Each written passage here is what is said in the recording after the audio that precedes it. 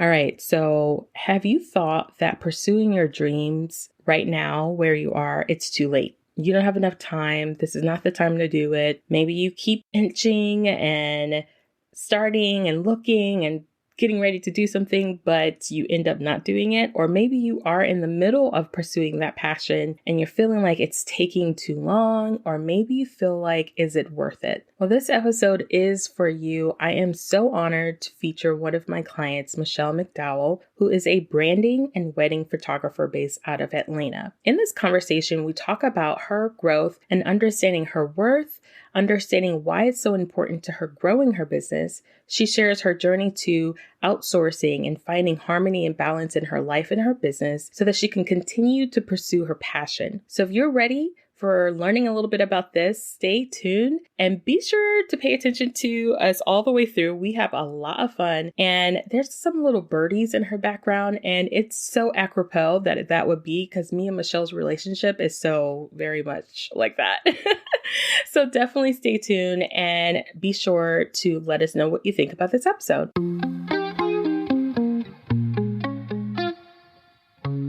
You're listening to the She's Crafted to Thrive podcast, and this is your host, Nikita. On this show, we're talking about what it's like to start, grow, and scale a business while living with chronic illness. You will hear from other creatives and CEOs as they share their stories and the lessons that led them to learn to lean more into what worked for them. You'll discover that success does not mean perfection, and fear, negative thoughts, and challenges are all a part of the journey, but there's always an abundance of wins. So stay tuned, and you'll find the inspiration and tools you need to craft a life and business that thrives. Hey there, beautiful. I've got something for you. If you want to feel more ease and joy in your business without sacrificing your health, energy, and creativity, but you feel like you've got to, pay your dues first, or you're feeling sort of lost in your business, then you want to check out my mini course, 5 Days to Getting Crystal Clear in Your Creative Business. I created this course to help you remove the frustration that's blocking you from receiving exactly what you want and go from stuck to creating the business that you want with ease and joy. So visit thrivewithnikita.com/mini-course and use the code THRIVE to get it free. Again, that's thrivewithnikita.com/mini-course and use the code THRIVE to get it free. That's my special gift to my podcast tribe, so go off and thrive. All right, let's hop on into this new episode. Enjoy. I am so excited to have Michelle on the show. She's one of my favorite clients.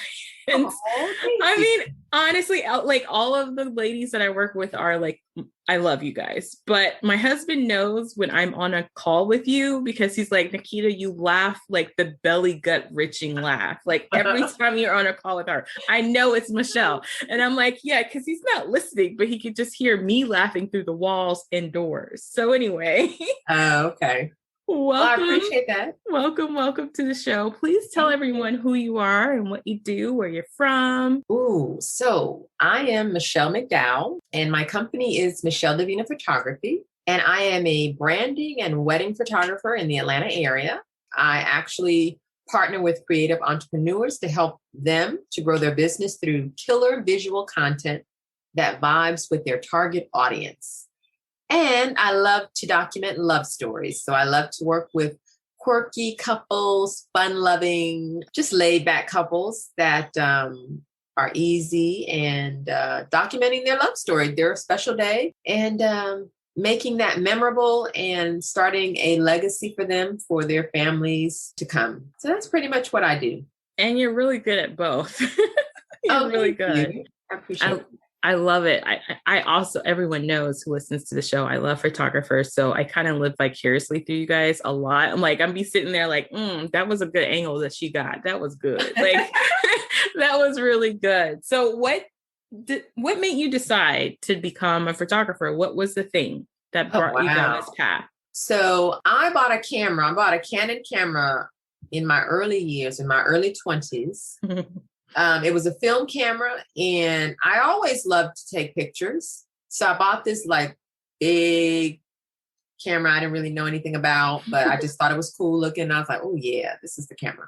And so I started taking pictures, just, as a hobby or whatever. And then my camera was stolen like years later when I moved to Atlanta. I'm originally born and partially raised in New York, but then I've also lived in Florida and Pennsylvania as well as Georgia. So Georgia, this is like my second time living here, but my camera was actually stolen while I was living here in Georgia. Of all the places. I know. Somebody broke into my car. Me and a friend of mine went out one night, and I had my camera in the back seat down below with some literature, and somebody broke into my car and stole all of it. The literature, the camera. I was just so heartbroken. So they ended up finding my bag of literature in a dumpster. Somebody called me, but never recovered the camera. And then and I can't remember what year that was, but in the early 2000s, a friend of mine bought a camera for me. It was a digital camera. And so that was my first encounter with digital. And I just fell in love with the fact that you could change the ISO all in a blink of an eye. Because, you have to really buy the camera film, 200 speed, 400 speed, et cetera, et cetera. So here you could just change it. You could just change that film speed in a blink, So that's kind of how I got on the path of photography. And then a friend of mine was getting married, and she knew I had a love of pictures, and she asked me to do her wedding. And so I was like, oh yeah, that sounds pretty good. So I went, and she hired somebody else too, because she said at the end, she said, well, you didn't seem like you were very confident. And I was like, wow. From that point on, I was like, Michelle, you can't show it. You can't show that you're not confident. So that was a learning experience, but it was a good one. I was able to enjoy that day, or really feel like I was part of the, event with my friend getting married. And I don't know, it's just something about weddings that is just so blissful. Everybody's so happy. It's a happy time. And usually everybody is happy. There's no, kerfuffle going on. And that's kind of how I got started. And then another friend of mine, she knew that I like photography too. And she sent me a photographer's site. And I was like, whoa, that was like a game changer for me. So it was like inspiration. Wow. I didn't know all that. First of all, I am still mad at that you were living in New York, Florida, Pennsylvania, and through all them places. You had a camera until you came up to Atlanta and it was stolen. Right. That's so messed up. I know, right? Out of all the places. So when you were doing film photography, were you kind of like just doing it as a hobby and for fun, or was it something that you just learned? For fun. I would have conventions that I would go to, and I would take pictures there. And yeah, just basically a hobby, just to capture memories, and I knew I didn't want one of those little box cameras that you could buy at Walgreens for $6.99 or something like that. I wanted something that I could actually hold and really try to hone in on skills, try to better myself as a photographer. I feel that photographers who have a film background in some way, shape, or form, whether they dabbled in it or did it like for real hardcore, have an advantage over those who started with digital photography, because film photography, you have to be very like specific. Like you have to know what you're doing. You also can't be afraid to be in people's faces. You have to be closer. Yeah. You kind of have to be a little bit more assertive when you're a film photographer than you are with a digital camera. So do you think that's helped you like now as a digital photographer in a way? Well, I will say that being a photographer for me has made me, I think, a little bit more assertive because I realized quickly that people, especially when it comes to weddings, you have to kind of be that ring master to, especially when I was doing it without planners, I was kind of helping, the DIY brides and trying to make sure things stay on track and, in a timely fashion. And you just have to you got to put bass in your voice sometimes with these bridal parties and say, hey, look, or apologize in advance. Say, hey, I'm going to tell you right now, I'm so sorry. But, and then proceed on. I've kind of learned my own little style. And then with my personality, I think that people like me. If I'm saying something or have to do something, I always try to couple it with, kindness. Yeah. and making sure I'm not rude or, come off nasty or something like that. Yeah. So I just try to keep that in mind. Well, that's a fact I did not know about you with the film photography. That is, see, I told you before the show. I was like, I always learn new stuff when I have you guys on the show. So what inspires you, like in general, to be to do wedding photography, to be your own entrepreneur, to do what you do? What inspires me? There's a lot. I could almost say really anything and everything inspires me. I mean, there's people that inspire me. Travel inspires me, especially old ruins of different, parts of the country. I love to travel. Of course, COVID got us all on lockdown, but now things are opening up. I hope to travel again soon. We'll see. But art inspires me. Color inspires me a lot. I love like bright colors. I love the pinks and the reds and the yellows. But yeah, I think a lot of things inspire me. Even just flowers inspire me, or something that I've read inspires me. So lots of things. Food. I'm sorry. I mean, not forget food can inspire me, girl. Food inspires most of us in some way, shape, or form. Yes, a beautiful plated food. Oh my goodness. Yeah. Ooh, and it's smelling good too. I love it. I love it. So that inspiration, like it sounds like all the things that you enjoy, the brightness of life, really. Yeah. Does that like play into how you are as a photographer? Like how so? How does it play into me being a photographer? Because I think when I experience different aspects of life that inspire me, like when I'm with a client, even the movement of my clients can inspire me. Like I get really animated and really verbal.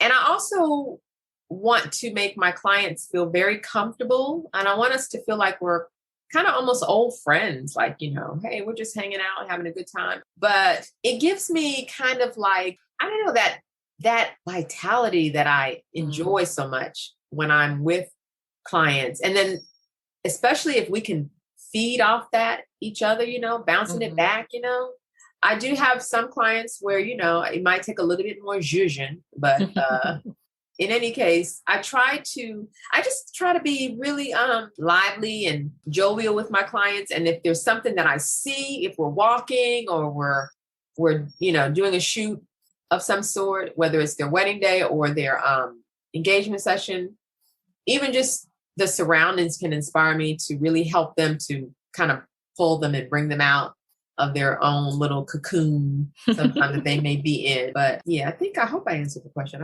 Yeah, you did. I think what you're saying is that you use the things that you're inspired by to really help your clients just open up with you when they're in front of the camera so they can feel comfortable. So yeah, that's really cool. So I want to know a little bit more nitty gritty. Y'all see her face right now. Have you experienced any hurdles like through this journey? Because there are some, right? There are some as an entrepreneur, especially as a creative entrepreneur. What have been some hurdles or fears that you've experienced as an entrepreneur? You mentioned it a little bit before, just kind of like stepping into that confidence, but what are some of those things for you? Well, one thing is like my value, I think was a hurdle I needed to get over or at least embrace, that I do have value, my worth. The death of my mother was a big hurdle for me, even though she's been deceased for 20 years now. It's still, it's still a void that you just can't shake. So, and because we were very, very close, she was like my best friend. So I miss her dearly. And hurdles, I've had some physical, I was in an accident probably about 3 years ago, going on 3 years now. And they hit me head on. And so like I have a herniated disc. So I have back pain issues that I have to deal with on pretty much a daily basis. And then I have a detached vitreous. I don't know what that is. You said that like I would know. I know. I think the name is so cool, but I love that you love the name of it. So the detached vitreous is in my eye. Mm. One day I was in the kitchen and I started to see these black spots, and I thought it was a rodent of some sort. I was like, oh, wait a minute, something's in my kitchen. But then I was like, wait, whoa. So I wasn't sure what was happening with my eye. And I made an appointment to the eye doctor. And sure enough, when he looked at it, he says, oh, you have a detached vitreous. So it is a jelly-like substance that's attached to the retina. And because I'm high risk for retina tear, I have to be careful because I'm not exactly sure. I can't remember what the vitreous function is, but it's attached to the retina and it can attach itself back to the retina. But for the most part, I call her a she. She hangs out and she kind of floats around in my eye. I can see her sometimes, but my brain is so amazing how we're made, because my brain, my doctor was telling me, after a while, your brain will get accustomed to her. So I call her, right? So she won't even like be bothered by her. But I initially was very bothered by her. And I couldn't exercise because I love to exercise. And I couldn't exercise because straining causes, you could do a little bit more further damage. So I had to be careful. I couldn't do any running. I was just like, oh, this is a bummer, for like 2 weeks until they wanted to see how the vitreous is going to react. So anyway, I just have to be mindful of it and careful not to do too much. Otherwise I could, because if I get a retina tear, the next step is blindness, and so I have to, got to be very careful. How does that affect you and what you do? Because I can still see. It's like almost like how people say they have floaters. Mm-hmm. She's like she reminds me of like a little jellyfish, because it's like getting a smear on your. Do you wear glasses? Mm-hmm. Okay, so it's almost like a smear that you get on your glasses. Mm-hmm. But she'll just be dancing around in there, and I just think it's so cute how you're describing this right now. Yes. Me and her just like, but so far she's been behaving, and she kind of just moves around from time to time. So how does that affect your approach to how you want to show up with your business and with your clients and being very intentional and all those different things? Does that affect what you decide to do, how often you do it, all of that kind of stuff? Does it play into that? Not really, because I never stopped to think of it like, oh, well, I have this vitreous, so should I not do, I kind of just go with my life. Yeah. As if, hey, whatever's going to happen, going to happen. Mm-hmm. I mean, I just try to be mindful of not doing too much to myself, and sometimes I forget, especially, with the back issue, because I do lug around a lot of equipment and it's heavy.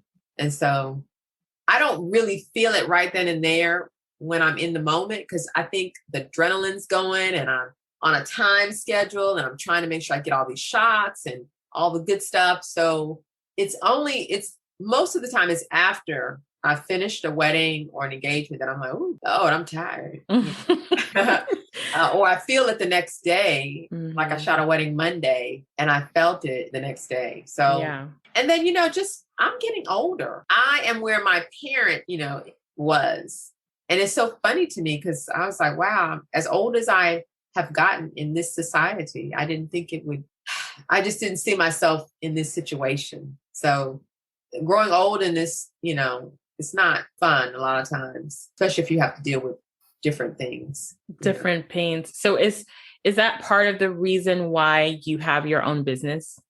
So that at some point you have more flexibility? Yeah. And I think too, I want to be my own boss.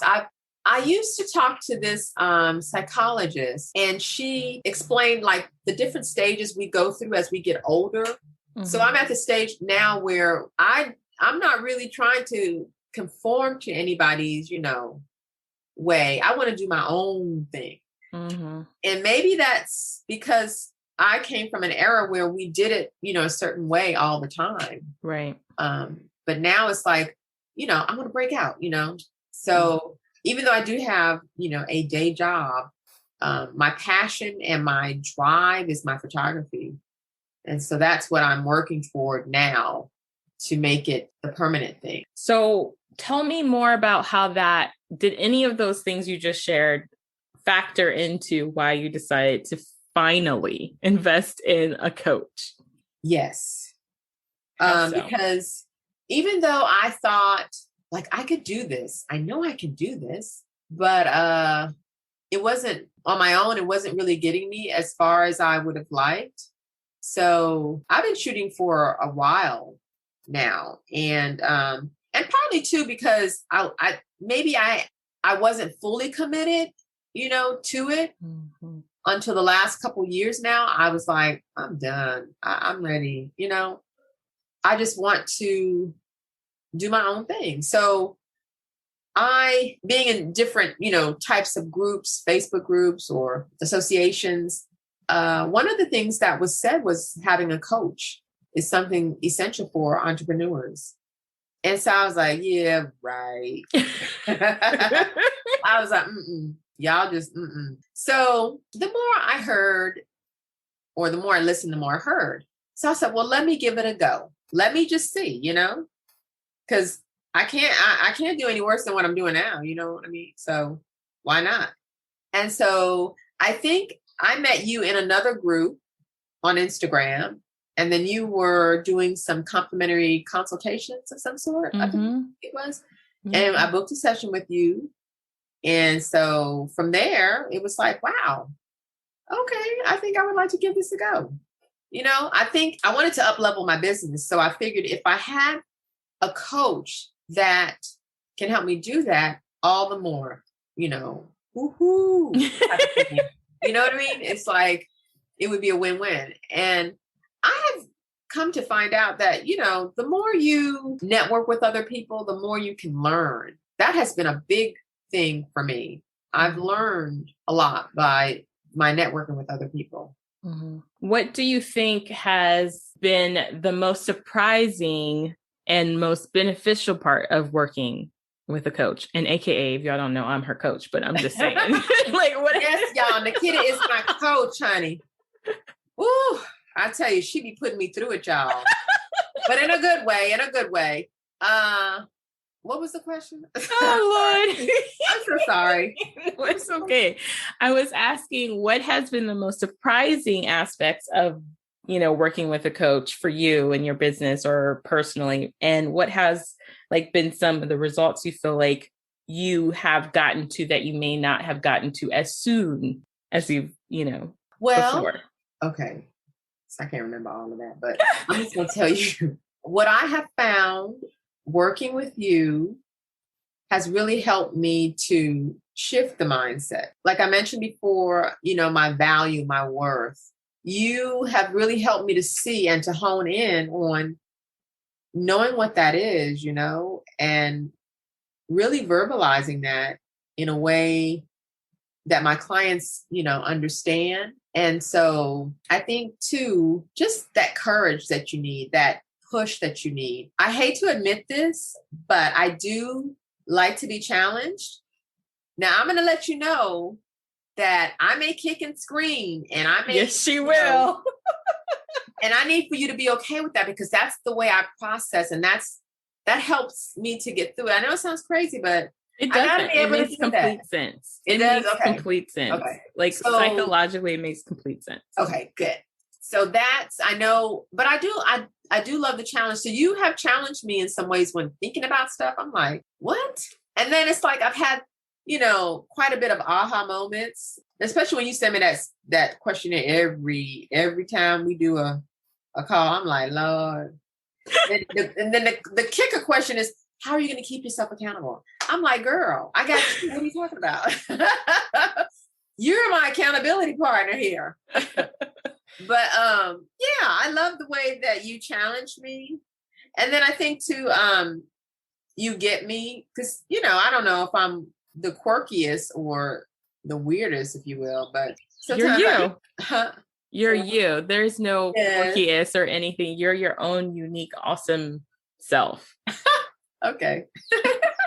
Thank you. That's so kind of you. But I like to be challenged, even though I may fuss about it. I like it. It's coming from a good place anyway. So I think the mindset change and then just helping me to see what I can attain. Like, why can't you? You know what I mean? That, I think having or being by myself, trying to figure that piece out, like, well, why can't I? You know, sometimes you need that external person to help you. Because even though my husband, you know, he'll say, well, that's what I told you anyway, you know, but it's different when it comes from family. And it's also different when you decide for yourself, right? Like it might be a challenge for me to be like, what about this? What about that? But when you can take that and accept it on your own versus it being something that hubby said or something that I said, it's a different experience. Definitely.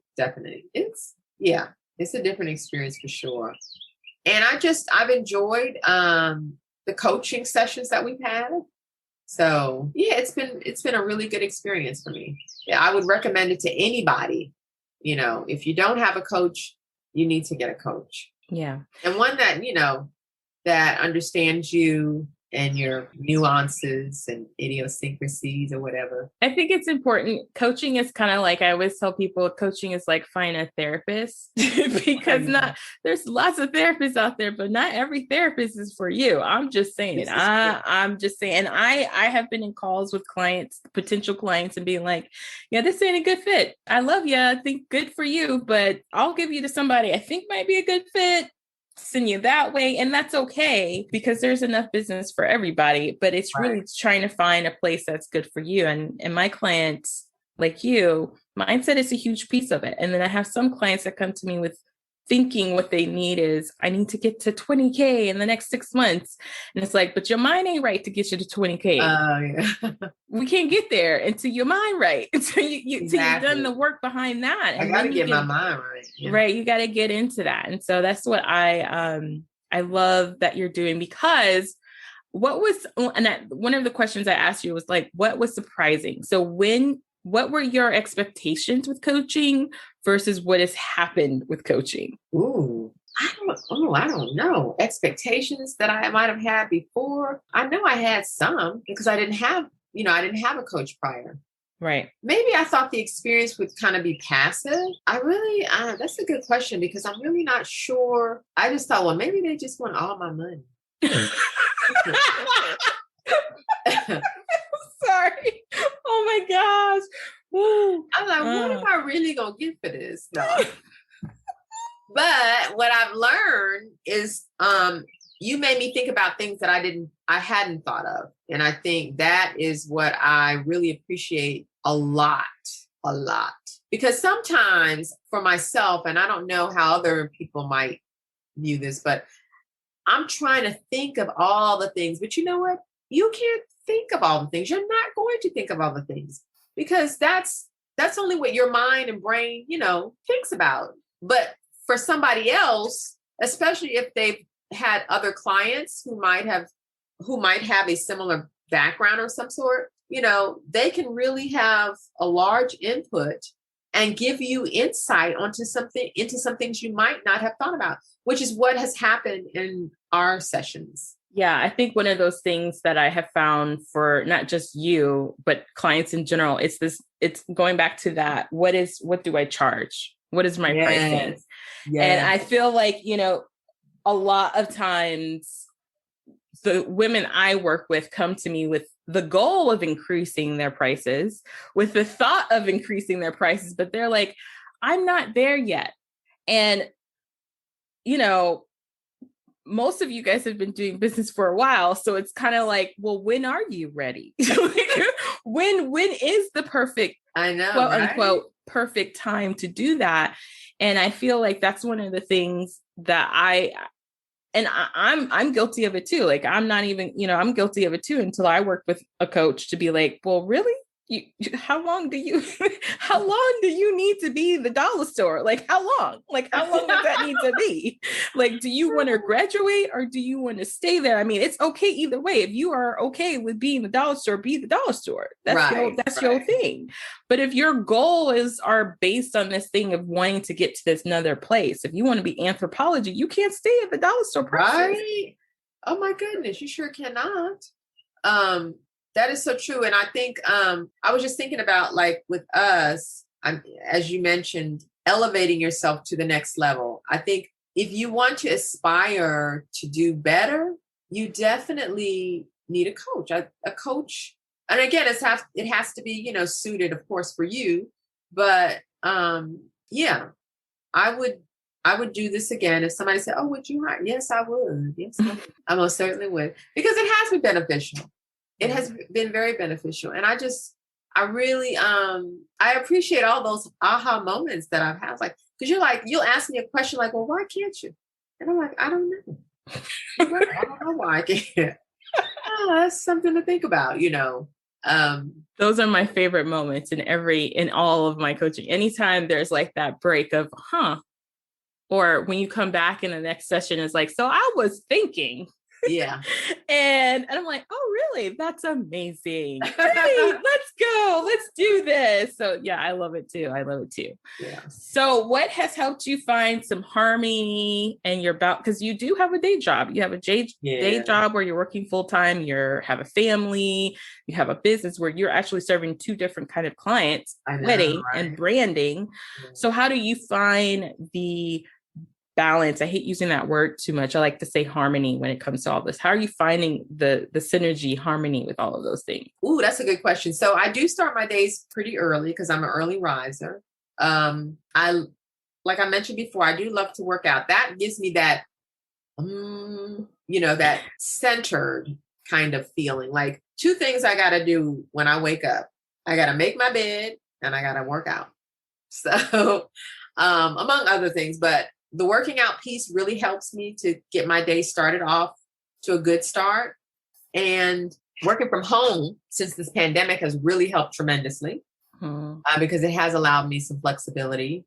So I kind of toggle, but what I do is I kind of set parameters where I'm going to be shutting down. Like my photography can be almost 24/7 if I allow it to be, but I've come to recognize that I do need to put some boundaries, because my husband used to have a nickname. He used to say, "Oh, are you going to be with your other man tonight?"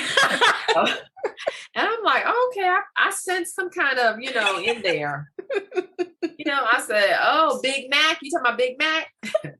Yeah, I got a date with him tonight.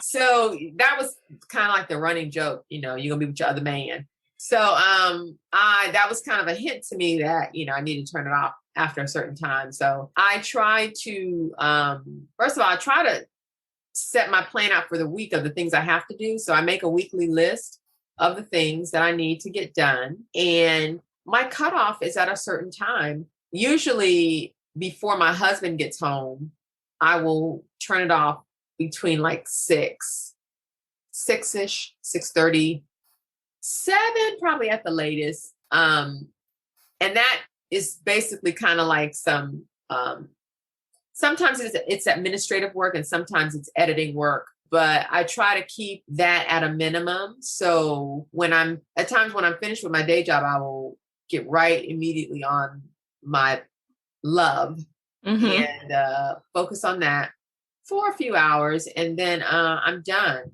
And in between that, I will, do my cooking dinner or washing clothes and stuff like that. But I try the weekends are definitely, family time. And if I don't have a shoot, of course, we're doing something as a family. And then I also have a volunteer ministry that I participate in on the weekends. And sometimes during the week in the evenings, I will do that as well. But I always, ever since that comment my husband had made, I always, I had to assess some things. And I also, have put in some other things in place to help me to really manage the business as well. Well, like my software management system for clients. I use 17 Hats. Some people use HoneyBook. I just happened, I don't know, I was at a convention and 17 Hats was offering, a special. And I had heard some good things about it. So I said, well, let me try it. And I just stuck with it. And then I hired a virtual assistant who is indispensable. I love her. I met her in our 17 Hats Facebook group. I was actually trying to do a workflow myself, but I met her and she she actually tried to get me to fill out one of her forms. And I was like, yeah, okay. But I never did. And then she came back and followed up with me. And I was like, okay, let me talk to this little lady. So I filled it out, very ambiguously. I was like, I don't know really what I want to do, but I'll take your call. We'll set up something. So we did. And I liked her when I met her. I was like, wow, you're so cool. And then she was just telling me, a lot of things that I could do. And she was so on point. I mean, she would, after our call, she would even send me an email saying what we talked about and, next steps. And this is what you're going to do. This is what I'm going to do. I was like, okay, she's a keeper. So, yeah, Danielle is my VA, and she's really helped me put my workflows into place so that I can be, more efficient and more polished and effective with dealing with clients, and really, helping to train your clients. Now I see the importance, because these are things that I've heard of at workshops and stuff, like workflow. I'm like, workflow? Nobody got time. Yes, you better get a workflow. Yeah. You better make time to make that workflow one time, exactly, so you don't have to do it over and over again. Yes, it makes sense. So it has really, I had one client says, oh, you're so professional. I love your emails. I'm like, girl, yes. Come on, workflow. Come on with it. So yes, workflows have really helped tremendously. And then I had a rebranding of myself with my website, and I hired someone to do the design, to do the copyright, and to really, up level my game. And just keeping myself immersed in my craft with other, workshops, events. I really do. I love photography because it is such, and I'm trying to figure out, okay, you love this so much. What is it about it that you love? And I think what it is that I am freezing a moment that will not be repeated. Even if you do it again, it's not going to be repeated the same way. It's just, it's a moment in somebody's life, in history, that won't be repeated. And to capture that, to freeze that, I don't want to say memorialize that, but, I don't know, that just does something to me, right? It makes you all warm and fuzzy inside. It does. And it's like, wow, I know my clients, I love when they, love their images. Now, there are some that I never hear from, but I was like, you know what? I can't worry about that, Michelle. If they don't say they hate it, then maybe they love it, So, and then I may hear it later, Yeah. Oh, I was like, oh, okay, well, you could have told me that, But I don't worry about it anymore, Well, I think what you just said is a lot. I mean, it's to run a business. I think there's a lot of fear in letting go. There's a lot of fear in like giving someone responsibility in your business. Yeah. One of my favorite questions to ask clients who have a hard time with that is like, do you imagine still being the person that does every single aspect in your business 5 years from now? Ooh, I hope not. Yeah. It's really hard. And especially if you're wanting to make a consistent income, it's really hard to be the only one. It's really hard. You got to outsource. Yeah. So I love that you shared that, because that was going to be a question, where are some tools and tricks, and you just shared them anyway. I love that. Yeah, girl. Who are women that inspire you specifically? I know your mom is one of them, but who are some? Yeah, she was. I would say there's a photographer I just loved her. Somebody sent her to me. They said, I think you would love this photographer. And she was right. She, I don't know if you've ever heard of Jessica Clare. Yeah, she passed away about 2 years ago, I think, almost going on. I met her in New York. She was doing a workshop. That was the first workshop that I had ever attended. And I was blown away by her approach to photography, the very kind of like lifestyle, she was a wedding photographer. And I just really liked her approach. And then through her, I met Liana Lehman. She lives here in Atlanta. She's a wedding. I don't know if she still does I don't know, but she was another female that was inspiring to me. And then there are other, inspiring women. I'm always inspired, by the female photographers, because I think photography was mostly probably a male dominated field for a long time. And so, you have a lot of women in the game now. Got I love Terry Baskin. I love her approach to photography. She has gorgeous, gorgeous work. And Jasmine Starr, she's another one. Angie McPherson. These are women that were or are inspiring to me in the game of photography. And even, like there are some people that are not in photography that are inspiring, like chefs to me. Of course. Well, they're artists. They are kind of like do these things in a different way. They're like taking something and you're never going to see that look like necessarily that way on the plate again. You gonna eat it and devour it. Ooh. They're very artistic. Yeah. Yes, I love it. Those are some of the ladies off the top of my head that inspire me. That's really cool.